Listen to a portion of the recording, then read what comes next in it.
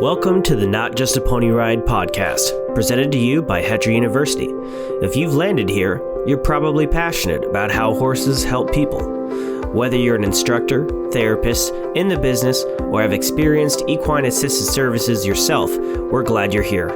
Join us as we talk about the benefits, the science, to-dos, how-tos, and all of the reasons why what we do is so much more than just a pony ride. And now, from the Hetra campus in Gretna, Nebraska, here's your host, occupational therapist. Hey everyone, welcome to the last month of season 1 for the Not Just a Pony Ride podcast. It seems really weird that we've been doing this for 12 months now, and I just can't thank you guys enough. This month we're going to be doing some reflection, and then I also want your input on things because I'm planning for season 2 and I want to make a few changes. But I couldn't think of a better way to help me kick off the last month of season 1 as the guest that I have today. Today, you're going to hear Jessica White Plume, and Jessica was raised on the Pine Ridge Reservation in South Dakota. Since completing her doctorate in clinical psychology and a master's in public health, her work has focused primarily on cultural and community-based ways of healing and health in Indigenous communities. Horse culture programs are really her spiritual calling and her passion, and her primary focus has been reconnecting Indigenous youth to culture and wellness through the relationship with horses. I just can't tell you how special this conversation was to me. It truly is a great episode. So if you haven't shared any of these podcasts with your friends yet, share this episode because it's so deeply heartwarming and eye-opening to what horses really do and are doing all over this world for people. So you're about to hear the wonderful work she's doing within her local reservation, as well as within the equine studies program at NHS Tribal College in North Dakota. And she truly really is healing a community with this special, just sacred partnership of horses. So I really mean it when I say today, enjoy. Welcome, Jessica. Thanks for joining us today. Thank you for having me. I am excited to be here. Why don't we start with just telling our audience a little bit about you and who you are and what you do? Sure. So my name is Jessica White Plume. My Lakota name is Shung Aguiwi, and I'm originally from the Pine Ridge Reservation. I'm Oglala Lakota, but I have now lived up in the Fort Berthold Reservation with my husband for, I believe, 11 years. I'm a bit of a transplant.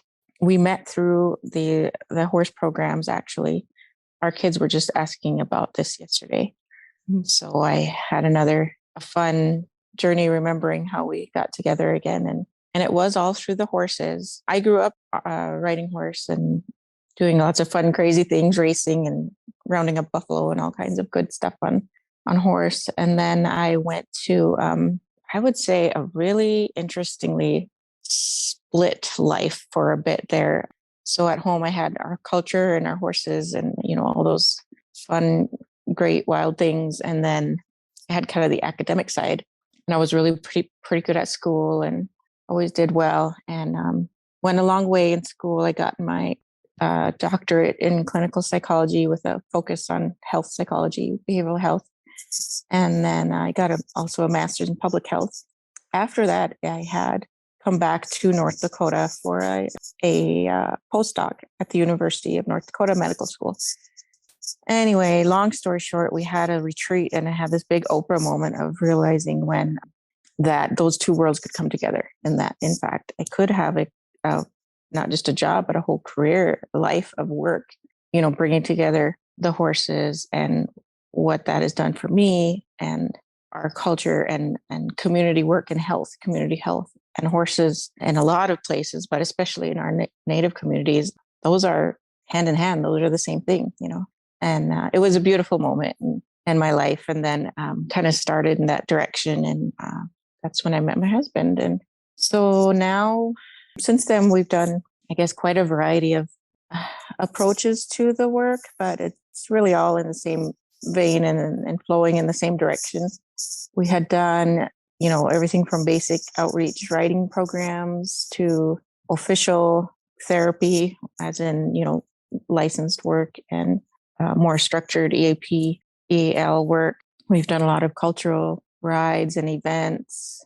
I worked at our college here on the reservation, the Nuatahiratsa Sanish College, and we were able to develop an equine studies degree program there, which is super cool. I'm really just so excited about that. I believe it's the only equine studies degree program at a tribal college. And there's a track there for natural horsemanship and a track for equine assisted programs. That's really exciting. Now, after that, we moved farther out into the more rural reaches of our reservation here, farthest out that you can go, in fact, because we like to be way out here in the country. And so now we're working with our small rural community here in Twin Buttes, and we just actually got a grant to, it's called Reviving Horse Culture. So again, reconnecting the community here with the horse culture that's, pretty deep and strong in our history, but has kind of gotten lost through colonization. But we're kind of bringing that back, and all the wellness and fun and goodness that comes with it. So we're just getting rolling on that grant and pretty excited about it. Wow, you've been busy. Yeah, well, and we also have kids and, of course, horses and dogs and cats, and chickens. So it's a good life. Yeah, absolutely. It's a good life, yeah. So the work you're doing now, is it more, would you say more therapy based, or is it more culture based, or is it, a little bit of both? Now where I am, where we are, I really see them all as the same thing. Mm-hmm. A while back, of course, everybody has their own place, but, where we are in these communities, I had backed off from official horse therapy because it was kind of limiting in some settings. So, of course, you have to have a licensed, provider to do therapy properly, ethically. And then you typically work within a diagnostic system, which for all of its, benefits, I also just didn't love diagnosing people myself personally. Just that whole system. And, really more importantly, we wanted it to be open to everybody. We wanted the horse program, whatever form we had, to be open to everybody. Mm-hmm. Really, we all could use that reconnection and the joy that the horses bring us. So we didn't want it to be limited on either end. At the same time, we know that almost any work we do with the horse is therapeutic, and you can't, once you understand really those fundamental parts of how we reflect each other and how you're never more aware of your emotions than you are with the horses. Once you get to that place, you can't unlearn that. So really what we do now is not called therapy, but we're always in the same breath talking about, okay, here's, let's adjust your saddle and let's take a deep breath to just, make sure we're feeling good as we come up to this horse. And, all those types of things are just really flowing together where we are now. Prayer is a big part of it. Spirit is a big part of it. And that's just common, not in a minimal way, but it's more normal for us. And then in a typical therapeutic setting, it's kind of a topic in therapy that some people approach and some people don't. And there's discussion about how to include spirituality. And that's pretty much a norm for us when we have people riding and learning about the horses. And so that spirit to spirit connection seems much more intuitive. Yeah, it is. And that's part of, my husband and I really believe and think and work in those ways, but not everyone on all reservations do. That's a process, I guess, that we're going through, thinking about a broader level of, we call it decolonization. And so the horses are really helping us, broadly speaking, with that. So the college program is a great example. It had been there for a number of years. It was literally, obviously, instituted as a tribal college with tribal land grant money. And yet the agriculture program was strictly, sweet corn, white potatoes, and pig farming for years and years, because it was literally, the colonization process was so pretty thorough and deep that we really believe we had to comply with all things of Right. of the non-Indigenous culture for threat of being killed. We're slowly coming out of that, and you can see that at the institutional levels as well as individual healing from trauma. You see it in the institutions as well, such as healthcare or education. So it took us that long to say, you know what, why don't we have a horse program in our ag department? Horses are a huge part of our identity, who we are. Is there anything stopping us from doing it? And there really wasn't. Once we embraced that and said, you know what, we can have a horse program, we can do a cultural event within the ag department, and that's okay. That is our own agriculture. That's what it is. Yeah. And that was supported, and it was successful, and it was just a wonderful, like I said, it's a process of healing, not only for individuals, but even the communities, and the horses have just been such a huge part of all that for us. So yeah, tell me a little bit more about the tribal college. What I think is beautiful about it is it's the animal science component where you can, learn those fundamental animal-based goals like horsemanship and care and that type of thing, but then also incorporating some of that equine assisted activities. Or is there a part of that equine studies degree that you can see some of that?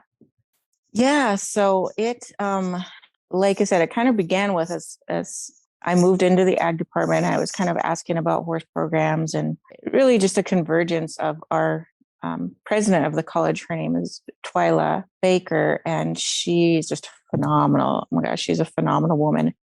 She had similar roots and strong cultural beliefs, and with her full support and really an amazing team that came together, we first of all just had this realization that we can do this. We started to just do outreach and have writing, kind of open writing lessons and horse days, and just kind of more recreational, opening it up for the community.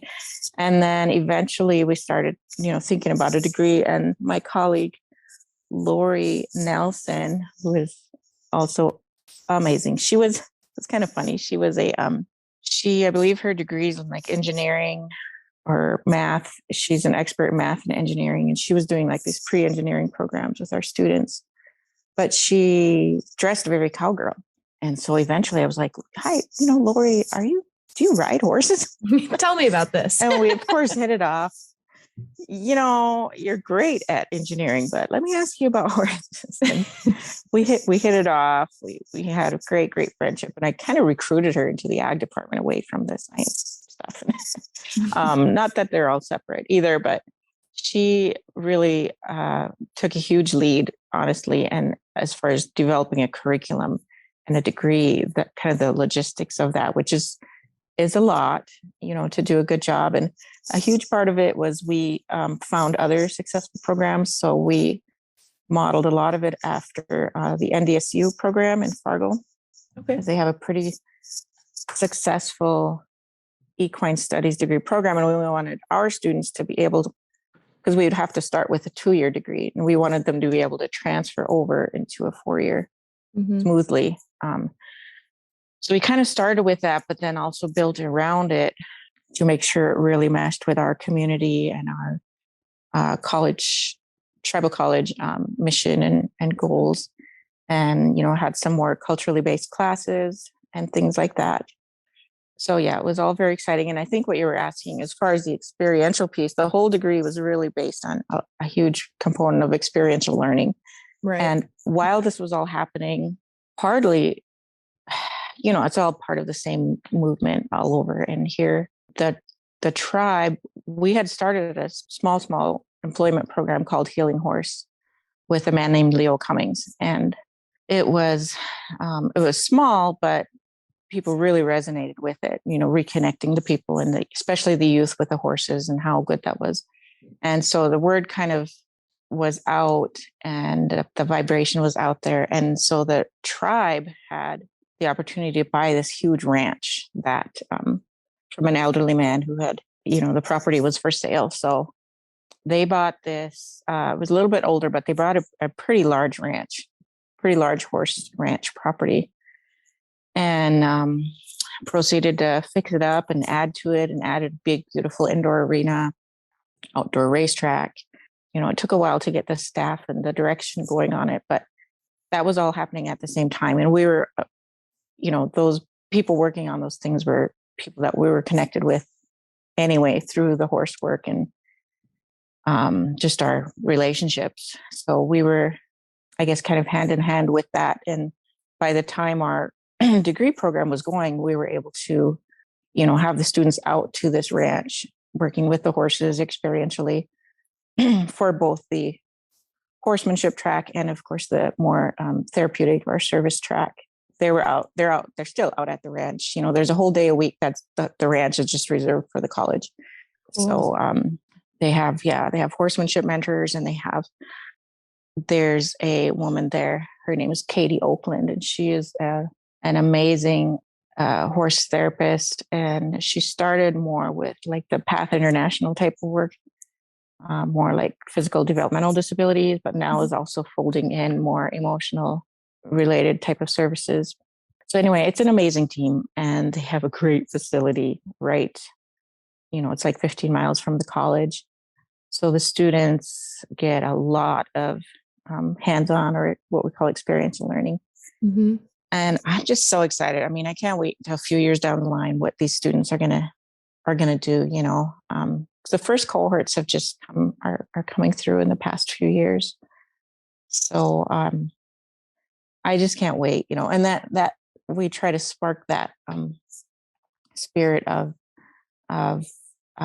opportunity and kind of the unlimited decolonized ways of thinking in the students. It's like, if you can imagine it, literally the doors are wide open right now.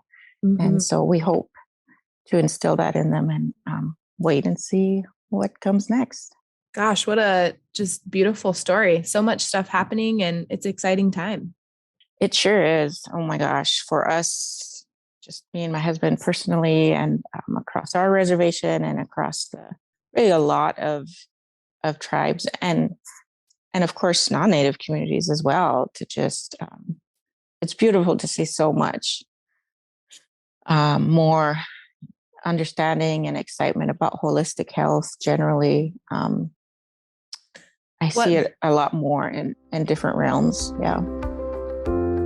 This episode of the Not Just a Pony Ride podcast is sponsored in part by Equiforce. Equiforce is a database that allows you to track every facet of your organization, from horse, donor, and volunteer management to scheduling, grant tracking, incident reports, and tracking participant progress too. This is not a one-size-fits-all setup. Instead, Equiforce personally works with you to learn how your facility functions and takes note of your specific terminology so that they can create a unique system to match the needs of your organization. And of course, Equiforce provides an ongoing training and support so that your database can grow with you. Visit them at www.equiforce.com. That's EQUI-FORCE.com. This episode is also sponsored in part by Wooden Horse Corporation and the Equisizer. The Equisizer is a handcrafted, non-motorized mechanical horse used by equine-assisted service programs worldwide. The Equisizer requires no electricity, tools, or maintenance and can be used indoors or out for evaluations, warm-ups, stretching, mounting, dismounting practice, and volunteer training, and build confidence with students, clients, and volunteers. It can easily carry the weight of 2 adults, offering the unique option to ride tandemly. To learn more about the Equisizer, visit equisizer.com. That's EQUICIZER.com.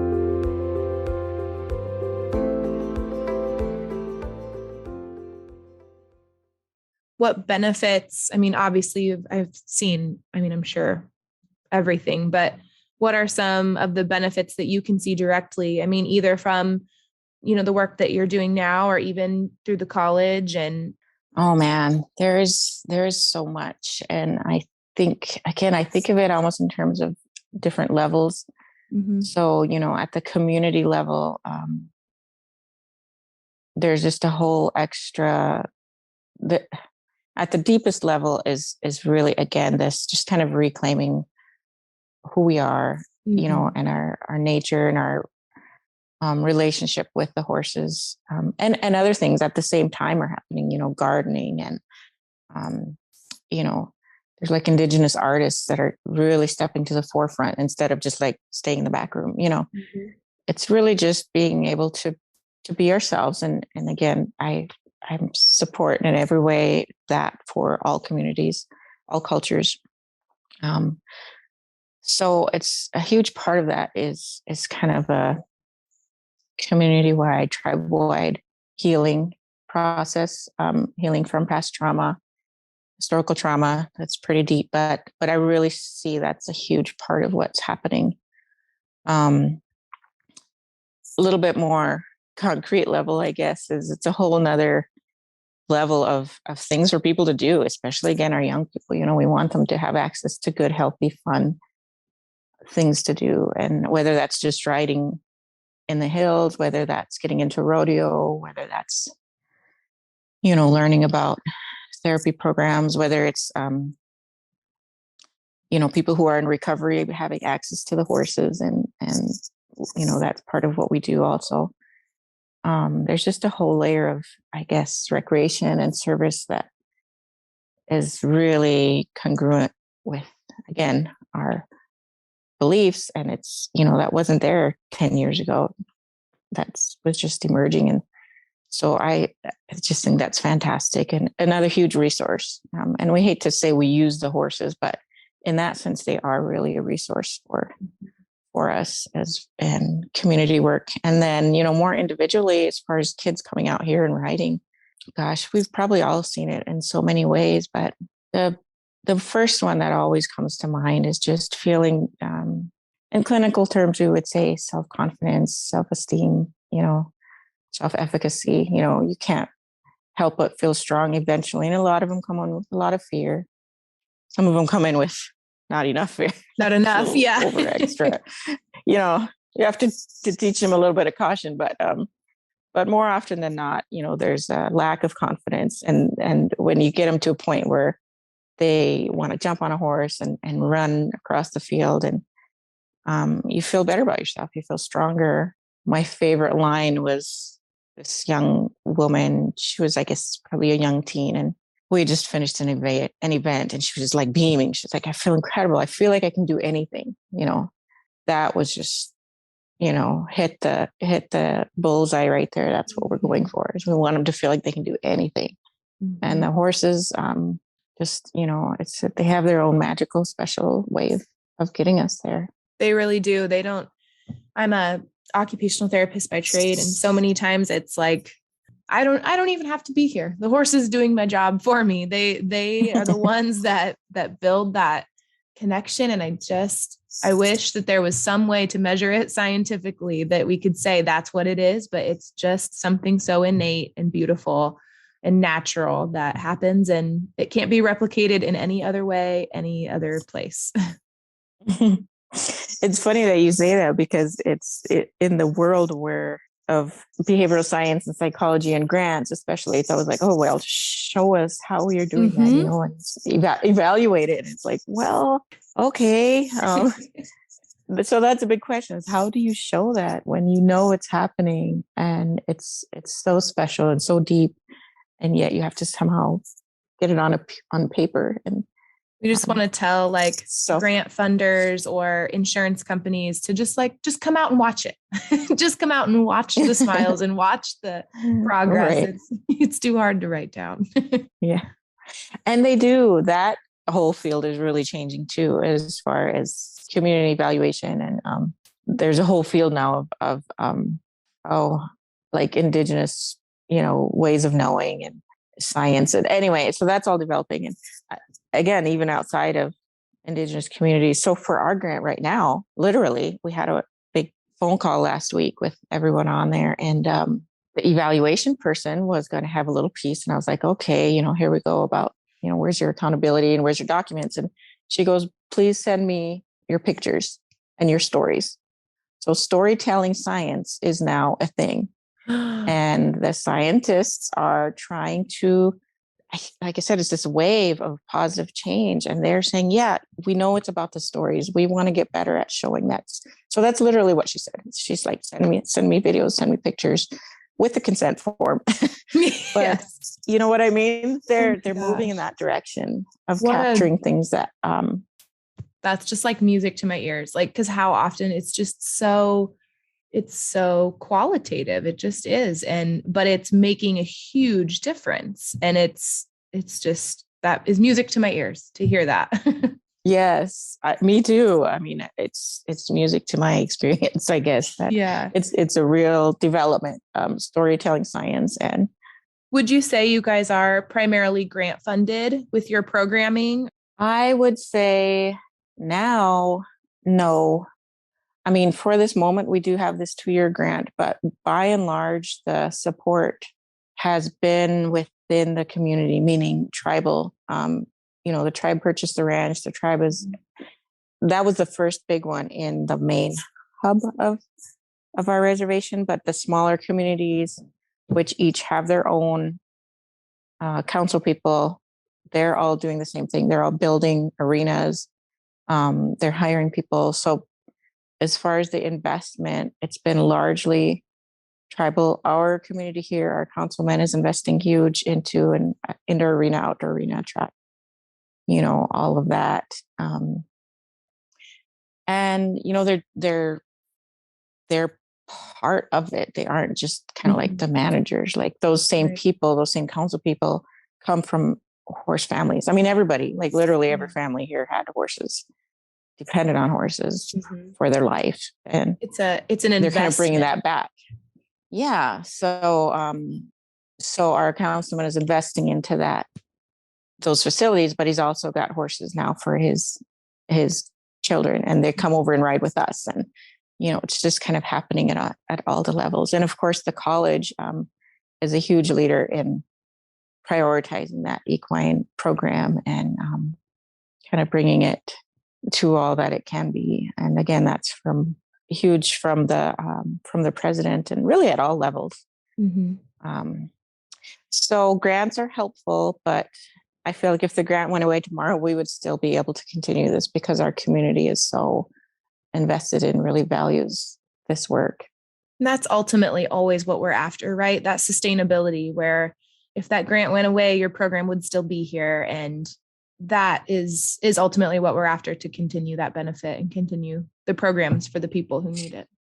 Right. And that comes from really getting to the heart of what's meaningful for people.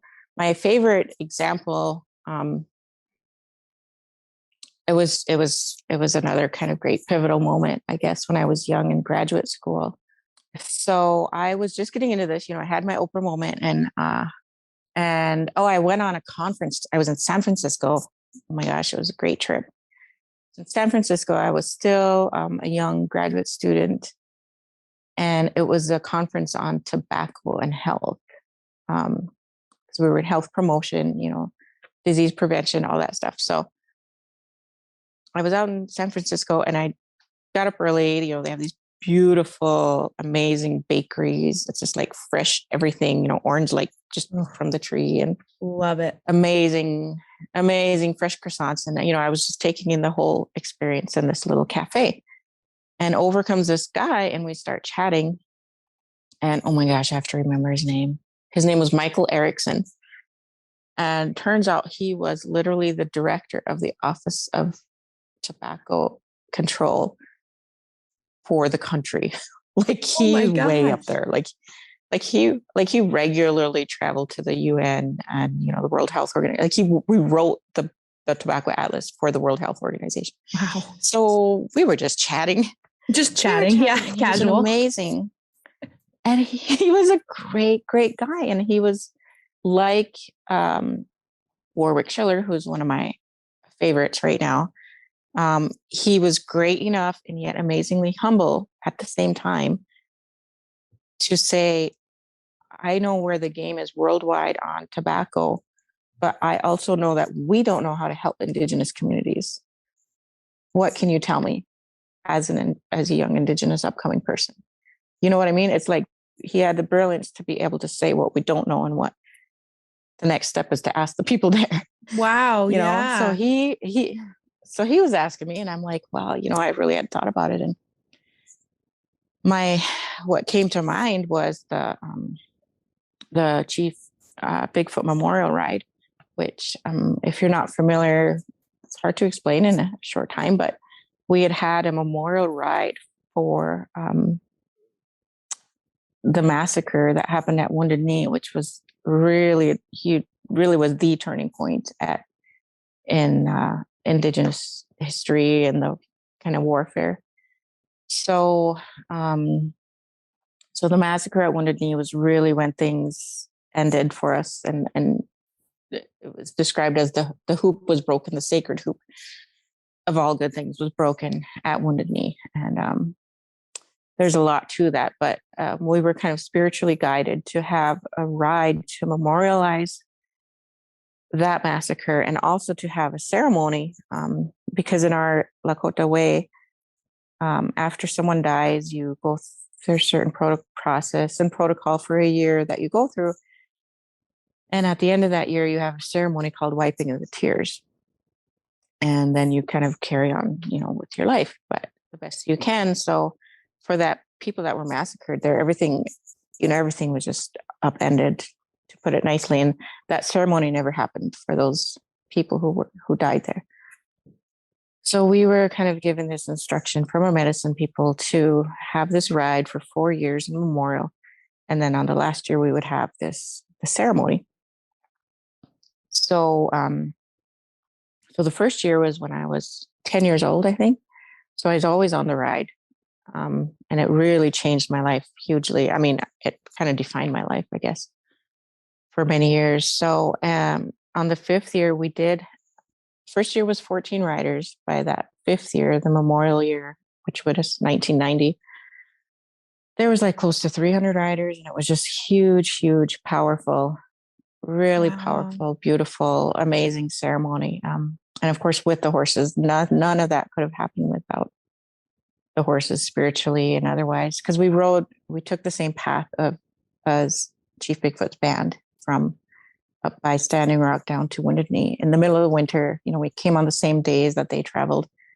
So it was, through these blizzards, and of course, right through Christmas, like we just never even thought about Christmas. And so just going through that process with the horses and all together was just really deeply healing, to put it shortly. So much so that after that ceremony, people wanted to continue. So, so the ride continued, and it was kind of renamed the Future Generations Ride. But that ride continues now. Like they're literally just getting ready right now. Like my dad's getting horses together for the grandkids. And like I said, that started in 1986. Wow. How many years is that now? That's a lot of years. A lot. And the point of the story, there's many things there, but as far as we were talking about sustainability. So that ride, again, is middle of winter, hauling horses all over the place, trying to get food, trying to stay warm, trying to not get stuck in the snow. I mean, obviously the hurdles, what we would call quote unquote barriers, there are many, but the ride continues every year with no resources, no grants, no any kind of things like that, except for maybe, small little people trying to get gas money. But by and large, that ride is self-sustaining because it is at the heart of what is meaningful for that community. And so to me, I feel like that's the key to sustainability when we talk about that in community health. And that's going to differ by each community. But sustainability comes from it being deeply meaningful to the strengths and unique parts of those people. So that's my long story take on sustainability. Oh my gosh, that was beautifully said. I could not agree more. I think what your community needs and what it wants to see continue will. It's just inevitable. It just will, no matter what happens. I mean, even through this horrible COVID and everything we've been through. I mean, we've seen programs continue and even grow, through periods of time where other things kind of cease to exist. So that should tell us too. I mean, like you said, the barriers can be great, but right, the benefit is there, and people will always continue to support it. So yeah, exactly. You're right that COVID is kind of snapshot of what would continue if like things became difficult. Yeah. So yeah, Yeah. good point. It's eye-opening.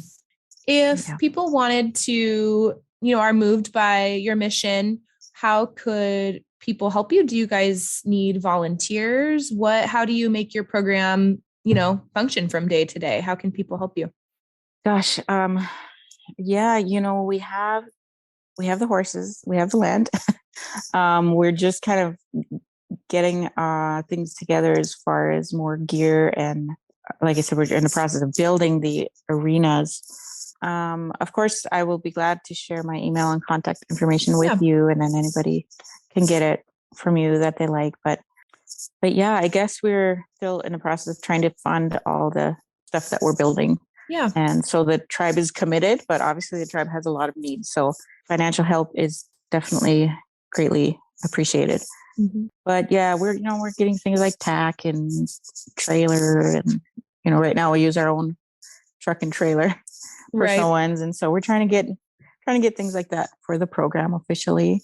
We really love, and it's actually built into our program, is to have educational sessions. So we have like weekly lessons, but we also are planning to bring in like day-long or 2-day-long like mini workshops. We're calling it educational sessions on different topics related to the horses. And we plan that to be very broad. It could be horse chiropractor or, occupational therapy or, horse health, whatever that might be. So if someone wants to come and be a guest presenter, that would be also awesome. Or even if it's a virtual, something like that.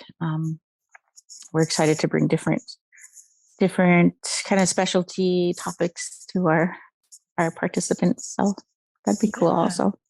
Very cool. Absolutely. Well, I'm just excited to share with the world your story and everything that you're doing. And it's beautiful work. So thank you for sharing. Yes. Thank you for having me. I just love that these podcasts are out there and you can connect with so many people and get to meet people like yourself. Yeah. Isn't it amazing? We started this podcast kind of during last year. We're coming up on our 1-year anniversary, which is kind of crazy. But just the number of people we've reached to, I mean, even in other countries, I will say, not to talk about, COVID again, but virtual stuff has gotten so much easier for us all now because that's all we had. I agree. Suddenly those things are so much more available and silver lining. Yes. Well, as we're wrapping up here, I always end my podcast with the same question. So you can tell us either about if you've ever had a heart horse or if you have a kindred spirit of some kind or both. I had my definite heart horse. Oh my gosh, I have so many stories about him. His name was Jikala, which means little in the Lakota language. And he came from he came from our family land. And then he came up here with me. And so he was just so helpful to me for, like probably 7 years when I was first moved here. We had the best time and so many moments where he helped me deeply. And he passed away. And I was like, I think it's been like 3 years now and I can kind of talk about it without crying. And it just now, I just now feel like I have a new heart horse, which is like, I'm literally walking around with a girl who just, met the love of her life, like walking around all Twitter pated because I have this new horse.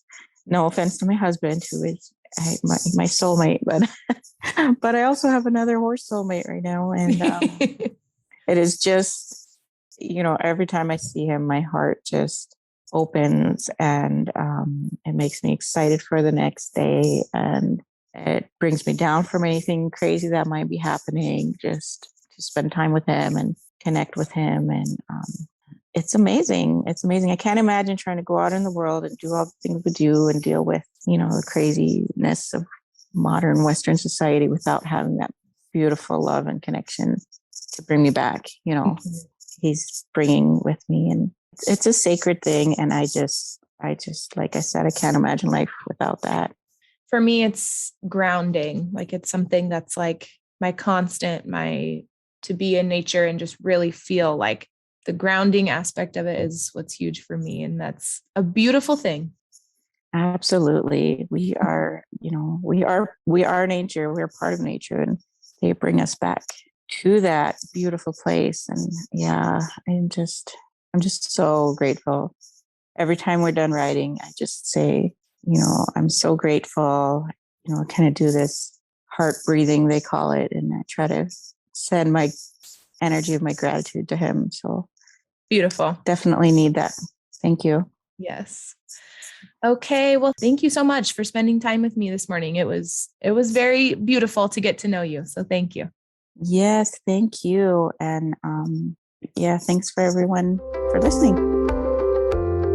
This podcast is presented by Hetra University, an educational arm of the Heartland Equine Therapeutic Riding Academy. Hetra University's mission is to provide high-quality educational offerings to our participants and the equine-assisted services community. Craving more content like this? We invite you to check out our series of webinars and much, much more over at hetrauniversity.org. If you'd like to help us work toward our mission, you can make a donation by clicking on the link in the show notes below or visit us at hetra.org. Don't forget to follow us on Facebook, Instagram, and Twitter. Again, my biggest thanks to you all for helping Hetra change lives one stride at a time.